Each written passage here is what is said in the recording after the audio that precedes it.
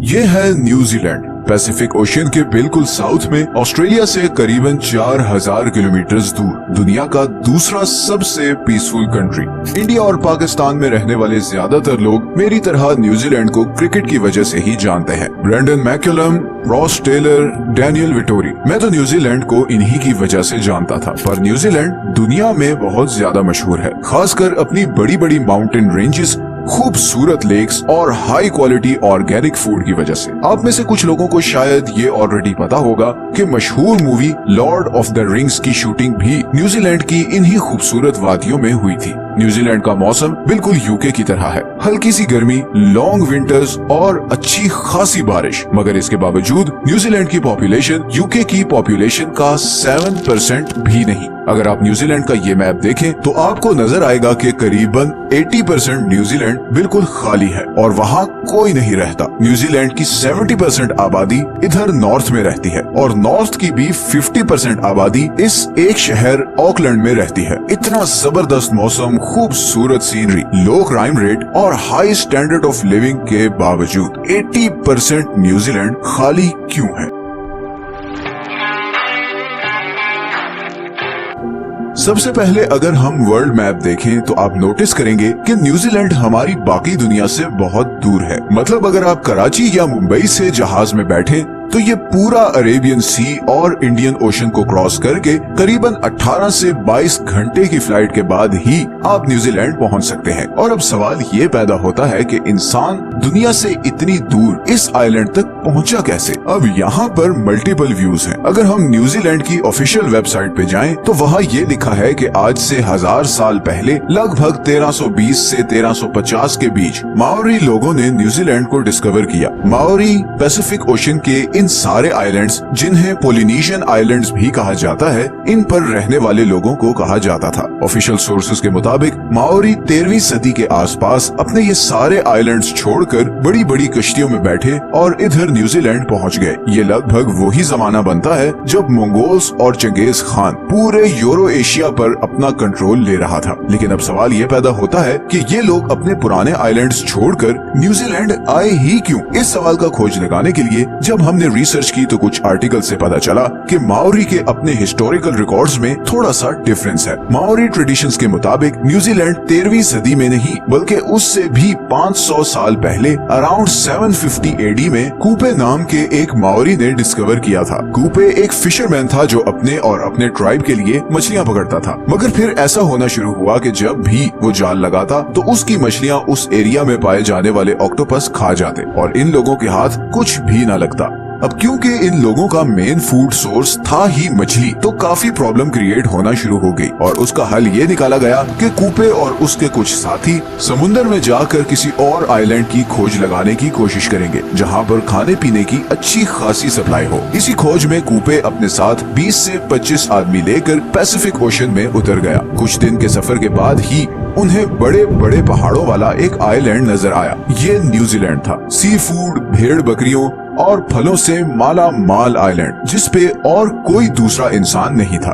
ये कूपे और उसके ट्राइब के लिए परफेक्ट जगह थी। कूपे ने अपने चंद साथियों को वापस पोलिनेशियन आइलैंड्स भेजा ताकि वो बाकियों को इस आइलैंड की खबर दें और इस तरह न्यूजीलैंड पर माओरी लोग आबाद होना शुरू हुए। 17वीं सदी तक माओरी लोग सुकून से न्यूजीलैंड में रहते रहे और दुनिया से दूर होने की वजह से न उनकी किसी से कोई दुश्मनी थी और न ही किसी से कोई खतरा। मगर ये सब बहुत जल्द बदलने वाला था। ये वो वक्त था जब वेस्टर्न नेशंस अपनी ताकत को बढ़ाने के लिए पूरी दुनिया में फैल रही थी। एक्सप्लोरर्स को भेजा जा रहा था कि वो आइलैंड्स, कंट्रीज और कॉन्टिनेंट्स डिस्कवर करें जिन पे कब्जा करके यूरोपियन कंट्रीज अपनी पावर बढ़ा सकें। इसी सिलसिले में एक Dutch explorer Abel Tasman Pacific Ocean के साउथ में किसी कॉन्टिनेंट की खोज में निकला, बिकॉज उस वक्त यूरोपियंस का ख्याल था कि इस हिस्से में कोई कॉन्टिनेंट जरूर होगा और अगर ऐसा हुआ तो वो यूरोपियन कंट्रीज के लिए बहुत सी अपॉर्चुनिटीज के दरवाजे खोल देगा। 1642 में टैस्मैन ने न्यूजीलैंड को डिस्कवर किया, मगर उसने जब वहाँ उतरने की कोशिश की तो उसकी माओरी लोगों के साथ जबरदस्त खूनी लड़ाई हुई और मजबूरन उसे भागना पड़ा।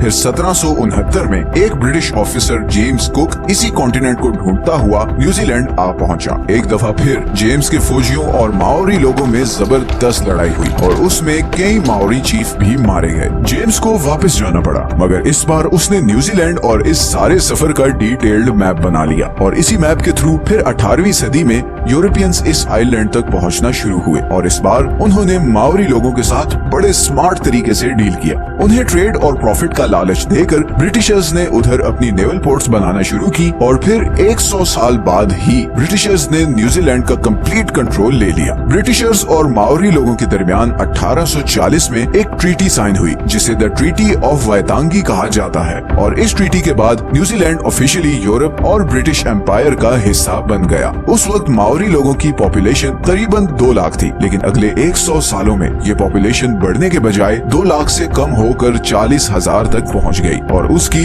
2 मेन रीजंस थी। असल में जब यूरोपियन लोग इधर आए तो उनके साथ वो बीमारियां भी इधर आई जो उस वक्त यूरोप में आम थी। प्रॉब्लम ये थी कि माओरी लोगों में इन डिजीजेस की इम्यूनिटी डेवलप नहीं हुई थी और इसीलिए यूरोपियन इमिग्रेशन के बाद लोकल माओरी लोग बीमार होकर मरना शुरू हो गए। दूसरा, 19वीं सदी में न्यूजीलैंड एक बहुत ही वायलेंट जगह बन चुका था। ट्रीटी ऑफ वायतांगी के सिर्फ 5 साल बाद ही ब्रिटिशर्स और लोकल माओरी के दरमियान लैंड ओनरशिप को लेकर एक सीरीज ऑफ वॉर शुरू हो गई जो अगले 40 साल तक चलती रही। इन वॉर्स में बहुत ज्यादा लोकल माओरीज मारे गए और फाइनली ये सारा सिलसिला 1881 में जाकर रुका जब माओरी के सारे बड़े चीफ्स मारे जा चुके थे और माओरी मूवमेंट पूरी तरह क्रश हो चुकी थी। अब ब्रिटिशर्स भी ये समझ चुके थे कि लोकल्स को डेवलपमेंट प्रोसेस में इंक्लूड किए बगैर आगे नहीं बढ़ा जा सकता और इसीलिए इन वॉर्स के फौरन बाद ब्रिटिश गवर्नमेंट ने लोकल्स को इलेक्टोरेट प्रोसेस से लेकर हर डेवलपमेंट प्रोजेक्ट में की स्टेक होल्डर बना दिया और इस तरह न्यूजीलैंड में पीस और प्रोग्रेस का सफर फाइनली शुरू हुआ। लेकिन फिर भी आज जैसे हमने वीडियो के शुरू में आपको दिखाया था, न्यूजीलैंड का इतना ज्यादा एरिया खाली क्यों है और सारे लोग इधर नॉर्दर्न आइलैंड में ही क्यों रहते हैं? असल में न्यूजीलैंड का ये सदर्न रीजन बिल्कुल खाली इसलिए है क्योंकि इस सारे एरिया पर रहना या कंस्ट्रक्शन करना नियरली इम्पॉसिबल है। न्यूजीलैंड के सदर्न पार्ट में हर तरफ माउंटेन रेंजेस हैं। इस सारे एरिया में हर तरफ ऊंचे ऊंचे पहाड़ हैं और जमीन इतनी अनइवन है कि इवन बेसिक इंफ्रास्ट्रक्चर जैसे रोड वगैरह बिल्ड करना भी ऑलमोस्ट इम्पॉसिबल है। पहाड़ों के इस तरफ ये ईस्टर्न साइड की जमीन बहुत ही खुश्क और इनफर्टाइल है जिसकी वजह से यहाँ पर इरिगेशन वगैरह भी नहीं हो सकती। इसीलिए न्यूजीलैंड की मेजॉरिटी पॉपुलेशन इधर नॉर्दर्न आइलैंड पर रहती है। पॉपुलेशन शॉर्टेज के इस मसले को हल करने के लिए न्यूजीलैंड गवर्नमेंट ने वर्ल्ड वॉर 2 के बाद इमिग्रेशन पॉलिसीज रिलैक्स की। वर्ल्ड वॉर 2 से पहले न्यूजीलैंड में नॉन वाइट लोगों की एंट्री मना थी और इसी वजह से न्यूजीलैंड की पॉपुलेशन 1950s तक स्टैग्नेंट रही और उसके बाद जब ये रिस्ट्रिक्शन खत्म हुई तो एशिया स्पेशली चाइना, फिलीपींस और इंडिया से लोग इधर आकर आबाद होना शुरू हुए एंड न्यूजीलैंड की पॉपुलेशन में फाइनली मच नीडेड बूम आना शुरू हुआ। आज न्यूजीलैंड की पॉपुलेशन का ऑलमोस्ट 27% इमिग्रेंट्स या वो लोग हैं जो न्यूजीलैंड से बाहर पैदा हुए थे। इमिग्रेंट्स की मेजॉरिटी इधर ऑकलैंड और उसके आसपास के एरियाज में रहते हैं और यही वजह है कि ऑकलैंड आज दुनिया के लीस्ट अफोर्डेबल सिटीज में से एक है बिकॉज लैंड सप्लाई कम है और हाउसिंग की डिमांड ज्यादा है। इसी प्रॉब्लम को हल करने के लिए न्यूजीलैंड गवर्नमेंट अब लोगों को $8,000 तक की ग्रांट दे रही है ताकि वो ऑकलैंड से 100 किलोमीटर दूर वाइकाटो में शिफ्ट हो जाएं ताकि ऑकलैंड की हाउसिंग मार्केट पर प्रेशर कम हो और प्राइसेस नॉर्मलाइज हो। एक बहुत इंटरेस्टिंग चीज ये है कि न्यूजीलैंड की सारी agriculture industry animal meet export करने पर चलती है। इधर नॉर्दर्न आइलैंड में बारिश की वजह से ऐसी लश ग्रीन जमीन है जिसकी वजह से इधर बेशुमार भेड़ बकरियां और गाय पाई जाती हैं। न्यूजीलैंड की पॉपुलेशन लगभग 50 लाख के करीब है जबकि एक एस्टिमेट के मुताबिक यहाँ पर भेड़ बकरियों की पॉपुलेशन ऑलमोस्ट 3 करोड़ है और इसीलिए न्यूजीलैंड दुनिया में सबसे ज्यादा मटन और शीप वूल एक्सपोर्ट करने वाला कंट्री है। न्यूजीलैंड का 95% मीट बाहर एक्सपोर्ट होता है और 2019 में इस एक्सपोर्ट से न्यूजीलैंड ने $46 बिलियन का रेवेन्यू कमाया। न्यूजीलैंड दुनिया की 50वीं बड़ी इकोनॉमी है और इस इकोनॉमी का main source of revenue agricultural export है। $46 बिलियन सिर्फ गोश्त की एक्सपोर्ट से कमाना एक अनबिलीवेबल चीज है और ये इंडिया, पाकिस्तान और बांग्लादेश के लिए एक मोटिवेशन होनी चाहिए क्योंकि ये तीनों प्राइमरीली एग्रीकल्चरल कंट्रीज हैं। अगर आपको आज की वीडियो अच्छी लगी है तो इसे लाइक और चैनल को सब्सक्राइब जरूर कर दें।